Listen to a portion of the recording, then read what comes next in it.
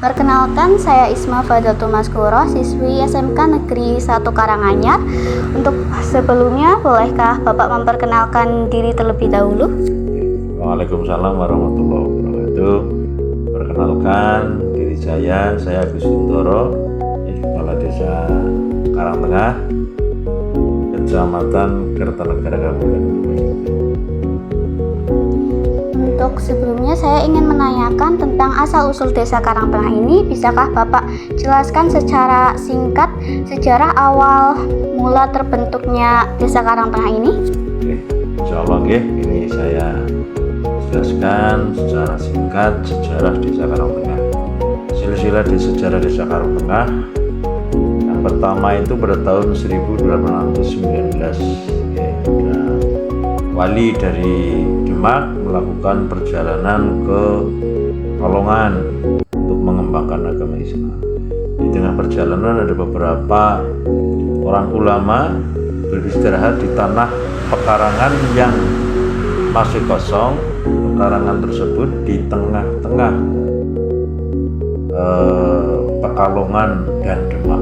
Pada saat itulah pekarangan tersebut mulai diberi nama Desa Karangtengah yang berdiri pada tahun 1819. Desa ini mempunyai luas tanah sekitar kurang lebih 175.075 hektar.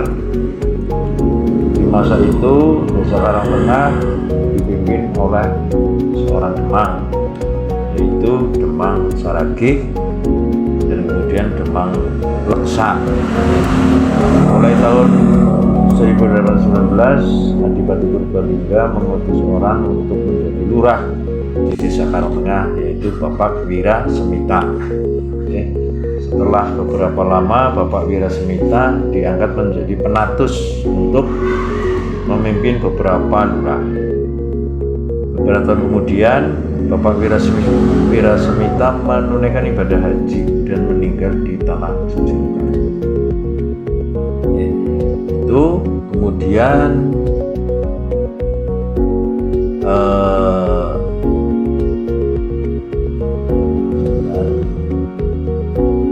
beberapa tahun kemudian Bapak Wira Semita beribadah haji dan meninggal di tanah suci Mekah. Uang saku yang digunakan untuk pulang ke Indonesia oleh pemerintah dikembalikan ke keluarga pertamanya dan dipakai oleh keluarga tersebut untuk membangun masjid di Desa Karangtengah yang sampai sekarang diberi nama Masjid Al-Falah. Itu secara singkatnya berdirinya atau sejarah Desa Karangtengah. Terus kemudian banyak sekali ini turun temurun dan lain sebagainya sampai dengan sampai dengan yang menggantikan beberapa kepala desa. Di antaranya itu yang pertama itu Lurah Wira Semita 1918 sampai 1934. Kemudian Lurah Seblu ini tahun 1934 sampai 1970, dan ada Lurah Debrang tahun 1947 sampai 1956. Kemudian ada Lurah Kasanwi Maso 1956 sampai dengan 1958. Kemudian Bapak Lurah Muhajir 1958 sampai 1960. Kemudian Lurah Wiryarja 1960 sampai 1983. Kemudian digantikan Bapak Lurah Munarto tahun 1983 sampai 1990. Setelah Lurah Munarto itu berubah menjadi nama Kades dengan undang-undang desa yang baru, sehingga Pak Lurah Munarto digantikan Bapak Mukmin Gartoyo tahun 91 sampai 99. Kemudian Bapak Kades Rokib 99 sampai 2007. Kemudian Pak Rokib terpilih lagi menjadi Kades tahun 2007 sampai dengan 2013. kemudian setelah itu digantikan lagi karena masa periodenya sudah habis dan tidak boleh mencalonkan lagi karena 2 periode, digantikan Kades Agus Sinarno 2013 dan sampai dengan 2019. Nah, kemudian pemilihan lagi, ya, terpilihlah Kades Agus Suntoro itu saya sendiri dari tahun 2019 sampai dengan 2025, ya, karena ada undang-undang baru sehingga saya ada tambahan 2 tahun lagi menjadi 8 tahun sampai dengan berarti SK-nya sampai dengan 2027 dan sejarah singkat sejarah desa Karang. Jadi kalau dengan mau ini mempelajari sejarah Karangtengah ini monggo dibahas, tapi setidaknya apa yang disampaikan sejarahnya itu seperti itu. Nah, ini dasarnya dari mana? Dasarnya yaitu meminta keterangan-keterangan dari para tokoh-tokoh masyarakat, tokoh agama, dan tokoh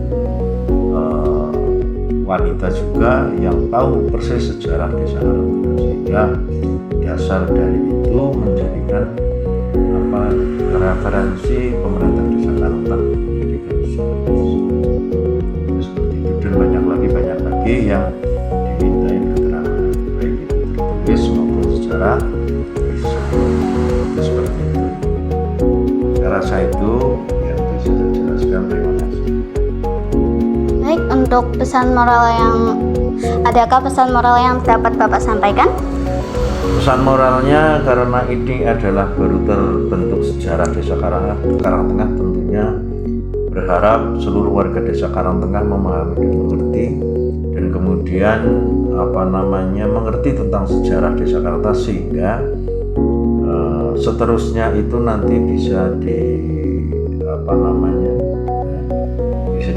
dikembangkan sejarah desa Karangtengah dengan zaman-zaman yang tentunya nantinya akan terus berkembang di desa Karangtengah sampai kapanpun. Nah, ini sebagai pedoman kita sebagai warga masyarakat desa Karangtengah untuk mengerti tentang sejarah, karena sejarah itu adalah penting bagi kita semuanya.